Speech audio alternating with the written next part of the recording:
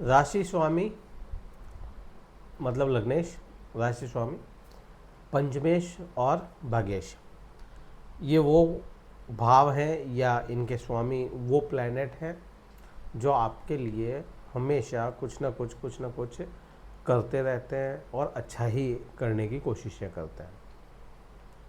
आने वाले समय में मीन राशि के लिए क्या प्रभाव होंगे बृहस्पति ग्रह के जब वह अस्त हो जाएंगे।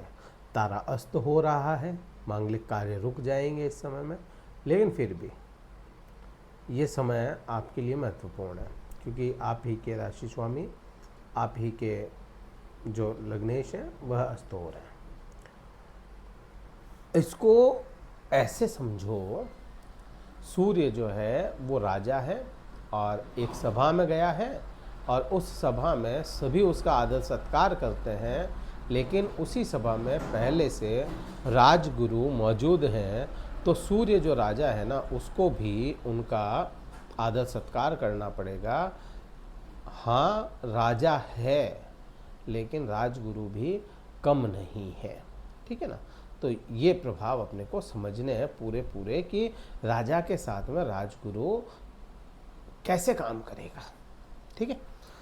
आपके लिए सूर्य क्या है, मीन राशि के जो भी जातक हैं उनके लिए छठे भाव का स्वामी है, मतलब रोग ऋण शत्रुओं का ये दाता है आपके लिए, इन्वेस्टमेंट भी है ये, ठीक है। अब बृहस्पति के साथ चला गया और बृहस्पति उच्च के भी अस्त है, लेकिन उच्च के 15 तारीख से लेकर के 8 अगस्त तक का ये समय अपने को मिलता है। अब यहाँ पे इसको ऐसे देखा है तो ये भाव कौन सा है, पांचवा भाव है। पांचवा भाव क्या है, प्रेम संबंधों का भाव है। पांचवा भाव प्रेम है, पांचवा भाव ज्ञान है, पांचवा भाव शिक्षा है, पांचवा भाव संतान है, पांचवा भाव आपके नई अपॉर्चुनिटीज जीवन की वो है, पांचवा भाव इच्छाओं को पूरी करने की चाबी है। तो कुल मिलाकर के पांचवा भाव बहुत महत्वपूर्ण हो जाता है किसी भी इंसान के जीवन में। लग्नेश या राशि स्वामी है यहाँ पे, मतलब प्रेम संबंधों में तो किसी प्रकार की समस्या नहीं देगा, प्रेम संबंध नए ही स्थापित करेगा। लेकिन सूर्य का जो बेसिक नेचर है सूर्य का, वो हर जगह काम करता रहेगा यहाँ पे। इस समय में प्यार के साथ में देखो, इसको एक चीज को और समझो, आपके अगर लग्न चार्ट में सूर्य अच्छी पोजीशन का है ना, तब तो प्यार में आत्मविश्वास आएगा, ज्ञान में आत्मविश्वास आएगा। और अगर प्रॉब्लम है सूर्य कहीं से ग्रहण लग रहा है, सूर्य को शनि के साथ में युद्ध हो गया, दृष्टि में आ गया राहु केतु के, तो आपको आत्मविश्वास कम कर देगा, अहंकार ले आएगा। तो प्रेम में अहंकार की जगह नहीं है, ईगो क्लैशेस आएंगे लव को लेकर के, ये चीज समझ में आती है अपने को, और ईगो से ही दूर रहना पड़ेगा आपको इस समय में।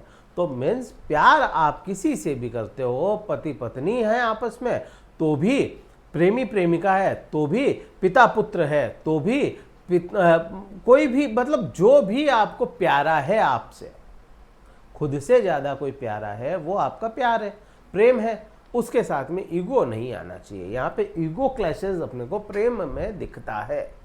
फिर अपन कहें ज्ञान की बात करें, ज्ञान या शिक्षा की जब बात करते हो तो अहंकार नहीं होना चाहिए या आत्मविश्वास हो, अति आत्मविश्वास ना हो।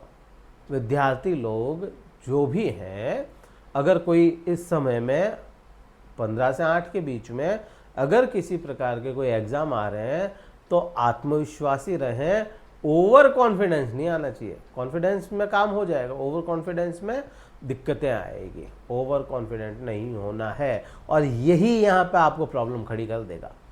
थोड़ा सा भी अति आत्मविश्वास होते ही परेशान हो जाओगे, ठीक है।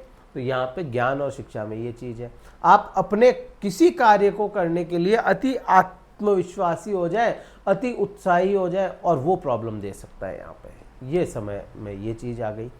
फिर इसी विंडो में अपन बात करें आपके संतान सुख की। अब क्योंकि बृहस्पति है, संतान देने का कारक सूर्य भी होता है, बृहस्पति भी होता है। तो संतान सुख तो यहाँ पे है, संतान सुख में किसी प्रकार की कोई समस्या नहीं है। लेकिन फिर वही अगेन बात है, क्लैशेस छोटे मोटे तो पिता पुत्र में, पिता पुत्री में, माता पुत्र में, माता पुत्री में कहीं ना कहीं ईगो क्लैशेस तो होंगे ही होंगे, कहीं ना कहीं अहंकार टकरा जाएगा और उसी अहंकार को रोकना है आपको। ये चैलेंज है आपका इस समय में, अहंकार ना आए, क्लैशेस ना हो, टकराव ना हो, उस टकराव से बच के रहना है। ठीक है, ये भाव में तो ये चीज समझ में आई। अब यहां पे तो ये क्लैशेस समझ में आए, लेकिन इसके आगे, इसके इतर, जहां बृहस्पति की दृष्टियां है, क्यों अस्त कौन हो रहे हैं, अस्त तो बृहस्पति हो रहे हैं ना, तो बृहस्पति की दृष्टियों को समझना पड़ेगा। अब बृहस्पति की दृष्टि 5वां भाव, यहां से 5वां भाव, 5वें का 5वां कौन, 9वां भाव है, तो यहां से 5वां बनेगा आपका भाग्य। अब बृहस्पति भाग्य के कारक हैं और वो खुद वहां पे देख रहे हैं और राजा का साथ मिल गया, तो क्या होगा यहाँ पे, धार्मिक कार्यों में आपकी रुचि हो जाएगी, धार्मिक कार्यों में आपका रुझान हो जाएगा, धार्मिक कार्य करने लग जाएंगे इस समय में मीन राशि वाले जातक। तो ये चीज समझ में आ जाती है अपने को।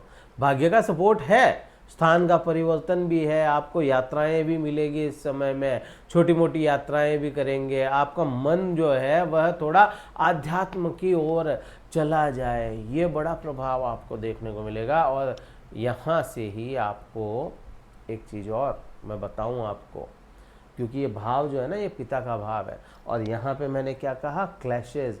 अगर यहाँ पे चीज़ें संभल गई, ये क्लैशेस पिता पुत्र ने संभाल लिए, पिता पुत्री ने संभाल लिए, माता पुत्र ने संभाल लिए, तो ये भाव जो है ये उत्थान की ओर चला जाएगा, पिता का भाव है, तो यहाँ पे आपको पिता का सपोर्ट मिल जाएगा, तो भाग्य का साथ मिल जाएगा। यहाँ पे इसको सुधारो तो वो ठीक हो जाएगा, इसको सुधारो तो आगे वाला, इसको सुधारो तो ये वाला, सब एक जगह सुधारते ही सब चीजें ठीक हो जाएगी।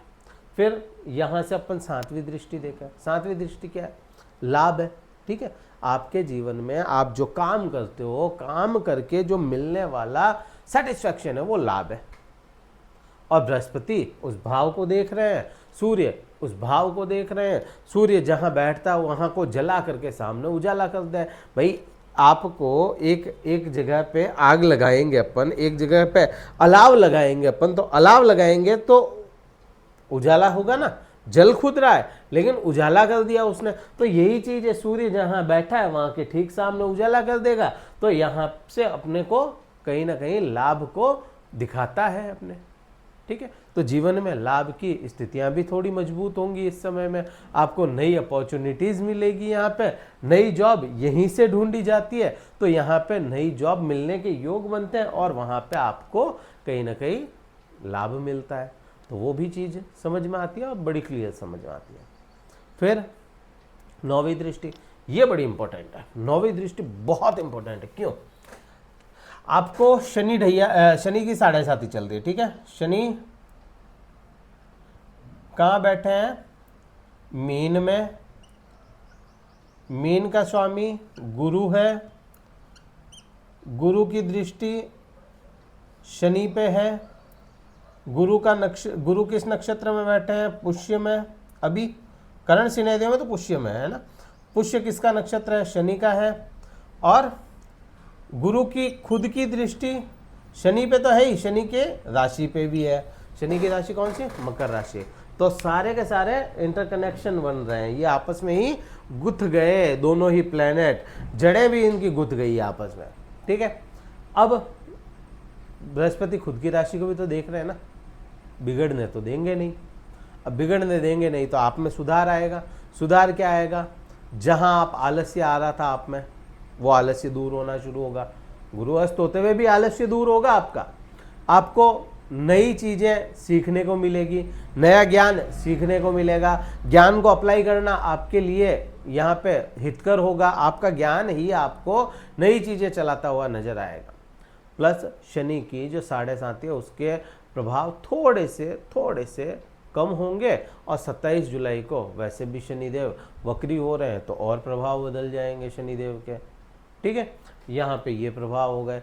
जिन लोगों को कमर का दर्द, पीठ का दर्द, या हड्डियों की समस्या थी वो थोड़ी सी कम होती हुई नजर आएगी। समस्या क्या हो सकती है, मोटापा बढ़ सकता है इस समय में, वो चीज़ का ध्यान रखना है आप। ठीक है, तो ये प्रभाव अपने को समझ में आता है। और भी बहुत कुछ है मेरे पास बताने को, लेकिन टाइम की बाउंडेशन रहती है। आने वाले समय में और भी बात करेंगे, वैसे भी अपने को बात करनी ही है और हमेशा करते रहेंगे। ठीक है, ये वीडियो कहीं ठीक लगे लाइक कर देना, शेयर कर देना, सब्सक्राइब कर देना चैनल को। और अगर कुंडली विश्लेषण करवाना चाहते हो, डिस्क्रिप्शन में कार्यालय नंबर व्हाट्सएप मैसेज द्वारा संपर्क करके अपना स्लॉट बुक करवा के फिर मुझसे बात कर पाओगे। इस वीडियो में इतना ही था। जय हिंद, वंदे मातरम, भारत माता की जय।